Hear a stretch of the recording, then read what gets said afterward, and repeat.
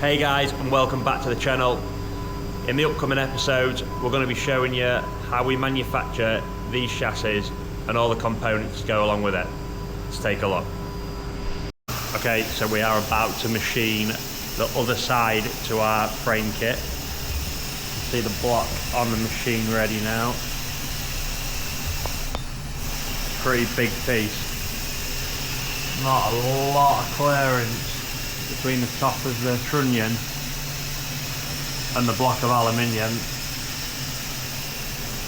I mean, this machine's pretty big and it just gives you a scale of how big that block is. So I'll show you the other side that we've made. It's the other side to this piece.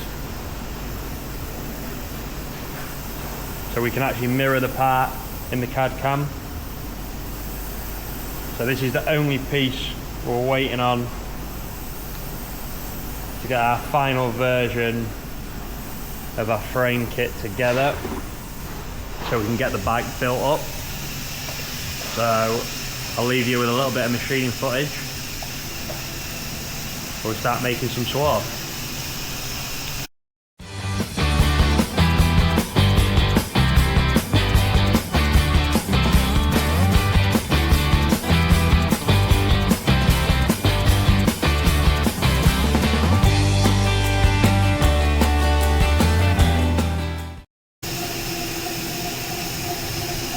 Okay, so this is the first operation for machining the frame side. You can just see it start to take shape. If you notice that this face is completely finished and this face is completely finished, we finished them first because of the size of the block of aluminium and how thin it actually goes down to its final size.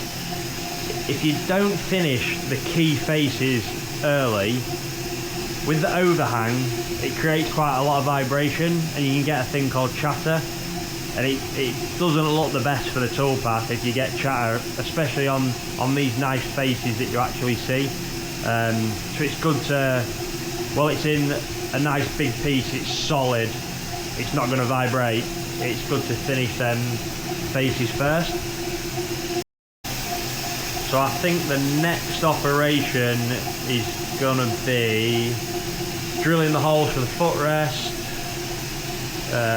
cutting out the adjustable swing arm pivot, and then coming and finishing this down rail pickup point. We've got an adjustable pivot, like I say, on this frame. This allows you to move the swinging arm spindle up and down, so you can change how the bike squats or anti-squats. I've just paused it there, I just want to show you. We're getting pretty close there. So this is the tool set, and this is what we use to set the length and also diameter allowance on our tools. This is a laser probe. You can see the spindle head there just getting pretty close there. Still got a few mil deeper to go yet. It does get super close.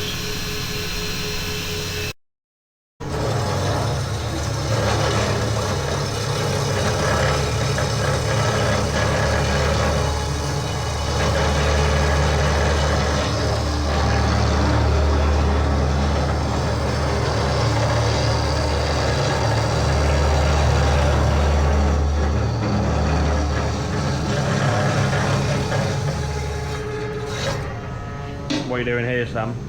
Just cutting some tubes off to do some swinging arms, so hopefully get them underway today. Tube aluminium swinging arms being prepared.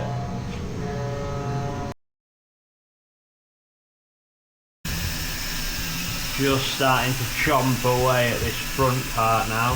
You see it's just roughed out this pocket from the front. So if you're looking from the front of the bike, this is that pocket there. Down rail cut out all complete, so the down rail bolts to there, ties the front and the back of the frame together with the engine in between. So now it's just going to rough out this part so this pocket can be then carried on, and then that's this bottom part of the pivot frame side done, and then it'll work its way removing some of this material as well. Let's hit go and carry on.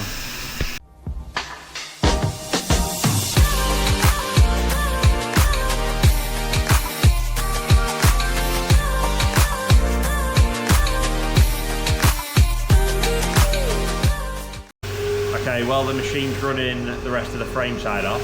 Sam's actually preparing to make 2 aluminium tube swing arms. So he's just scotching the tubes up now.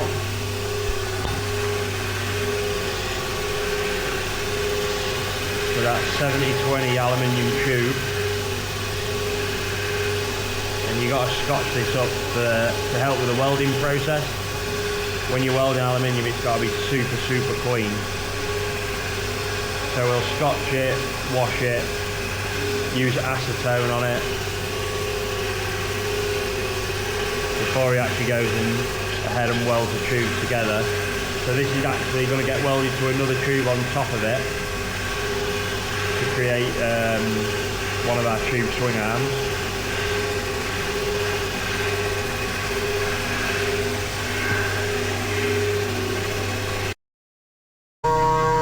Starting to chomp away at that front piece, and then there's a little bit of 5-axis action coming on that front pocket.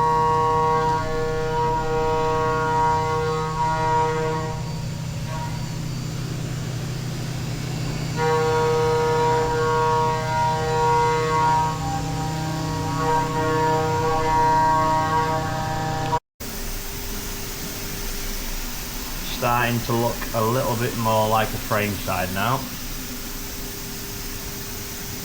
A lot of the big bulk of material's gone now, only this middle bit left to do. I think that's the next operation actually, now it's finished, this teardrop diamond shape. So this is where the frame spar welds to. This is the area it's just finished off now. See, that's on a slight angle, so we're using the A-axis to spin up to get into that pocket. Looking pretty good at this stage. I think we're about 5.5 hours in now. I'm not quite sure because I had to make some slight alterations to this side, because the chassis that you've seen on previous videos is slightly different. So we've changed the shape of this, put the footrest to the back, same as a MotoGP bike, just for styling cues, just preference. After we'd made that, we thought it'd be a nice addition and maybe look a little bit cleaner this side.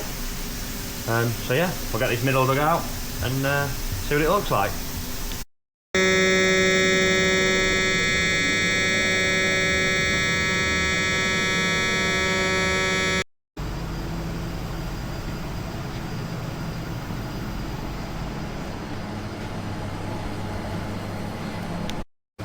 Sam's now cleaned both tubes off for one side of the swinging arm.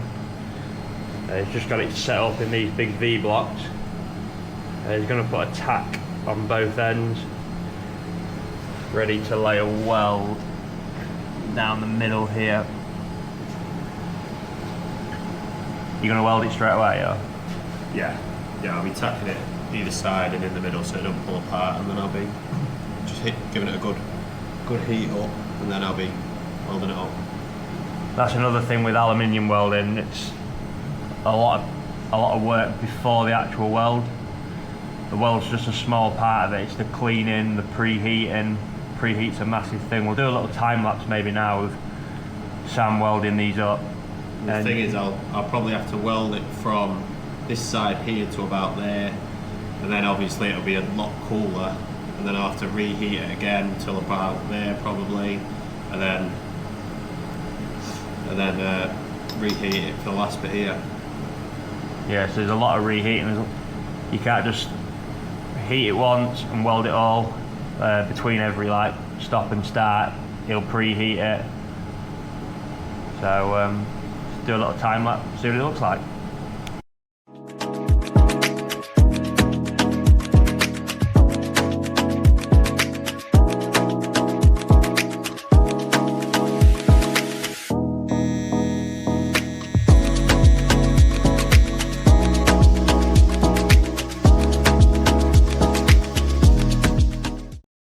So we're a good few hours now into machining this frame side. I'll just show you, we are currently digging out the pockets that are on the inside of this part, taking a little bit of meat out to get rid of as much weight as possible, and also helping with the correct amount of flex in the chassis. So I'm going to take you over here. I don't know how well this is going to show up on camera, so we will just have to see. So we are over at the computer. So I've got CAM this side, CAD on this side. I just want to show you, it's currently digging out these pockets here. All these inside pockets. Now it actually takes quite a while. There's a little bit of 5-axis needed just because of the depth of the pocket. I don't know how well, like I say, this is going to show up, but the inside of them pockets actually follow that rib there and this angle. So that means that the wall thickness can be maintained and we have real control over the wall thickness of the material to take out as much meat as we want and it be even along the surface, rather than going down to maybe the top of this peak and then having this bit really thick. We can actually follow that surface. So there's a little bit of 5-axis in just because of the depth of it and the length of tool. So currently doing that at the minute. Let's see what it's like once it's done it.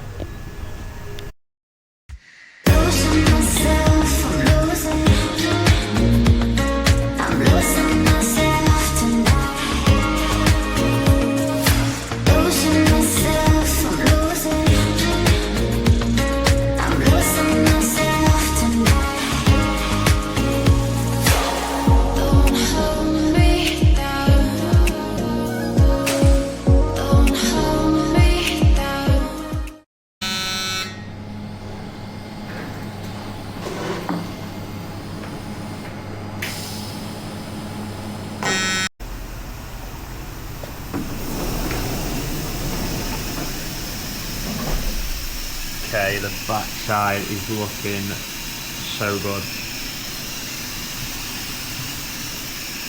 So it's just finished this side off now, all these radiuses, all these reliefs, all these pockets, and these are the pockets that I was talking about earlier. I don't think it's going to show up very good on camera, but you might be able to see it. These like ribs in here, the angle of this, the rib in here, a rib in this little one, and even at the bottom of this little one there's a rib, just to get as much meat out as possible and keep the weight down so it's as light as possible. And like I say, the pockets are there strategically to help with a little bit of flex where we want it in the chassis. I mean, we could have just put flat bottom pockets in there, left it a little bit thicker, added a little bit more weight. Probably wouldn't have been too much of an issue, but I think it's about going that extra mile and taking that extra time. It's a lot more difficult and is a lot more time consuming, but I think in the end it really pays off. All those key details. So them tubes are all clean now with acetone. So now some preheat keep making sure I get everywhere, because obviously if I do it in one position, as soon as I stop, the heat's going to just shoot over there. So then the position that I'm going to be welding in will not be as hot anymore.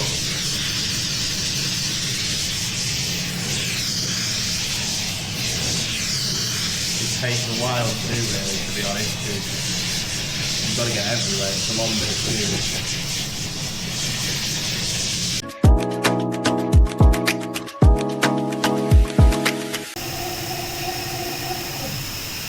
Now gonna have this angle follow all the way down, clear all this material here, and then we pretty much should be ready to put it on a tab.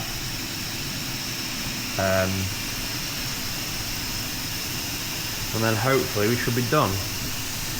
We're about between 10 and 11 hours in so far, so not a quick part, but definitely an essential part to the chassis and a key feature piece.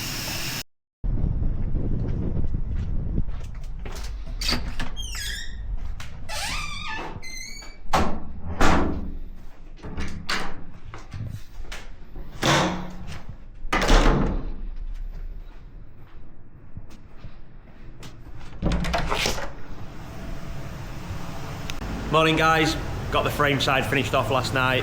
Was going to do a video, but it got a little bit late, so I thought I'd do it this morning. So I'll just take you over to the machine and show you. So this is the last piece to the puzzle. So this one's slightly different to our other chassis that you might have seen in the previous video. Just some really subtle design changes. The footrest will get mounted behind here, just maybe giving it that cleaner look. And we've made this a teardrop shape rather than a diamond. This is like a teardrop shape to match this end here. But super happy with how it turned out.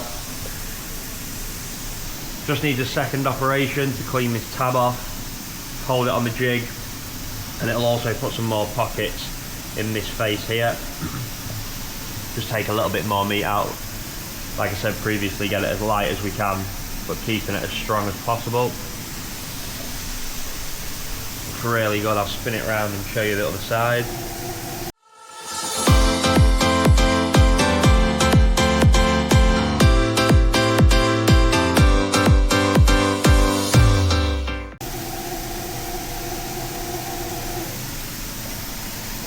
All the detail in those pockets, all the small radiuses and chamfers. So much effort goes into these big frame side pieces. Hours and hours and hours of design work. All the programming, all the machine time. The machine time, I'm not sure exactly at the minute how long it's taking from start to finish, because I had to run it in segments because we've made some alterations. But with the simulation time, we're estimating around 12.5 to 13.5 hours machine time. So, quite a lot of machine work. There's a lot of detail in these parts, a lot of angles, a lot of organic surfaces.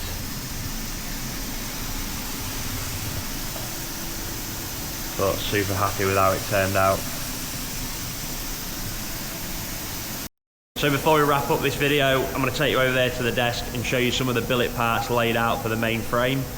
And then in the next video we'll have Sam jigging them up, getting them ready for welding them up, explaining how we do it, the processes through that. So let's take you over there and show you some of the parts. So here's some of the billet parts for the main frame, all ready to be cleaned up off the tab. I'm ready for welding. So we've got the headstock,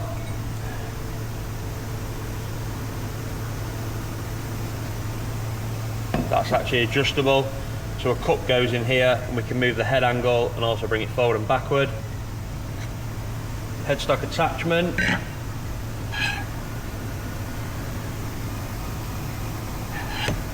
so the headstock gets welded here, and the main frame spars come off there.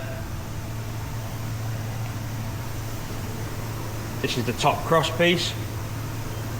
So this picks up with a bolt on engine mount, bolt on shock mount.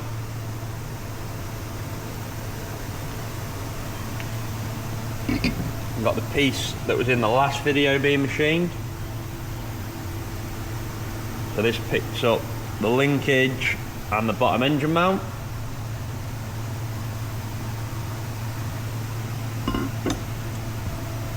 And obviously the two frame sides.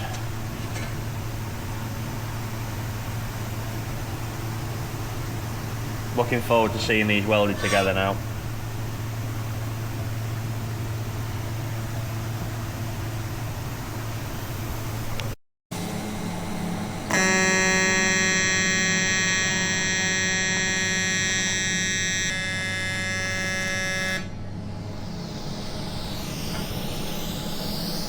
Look at that.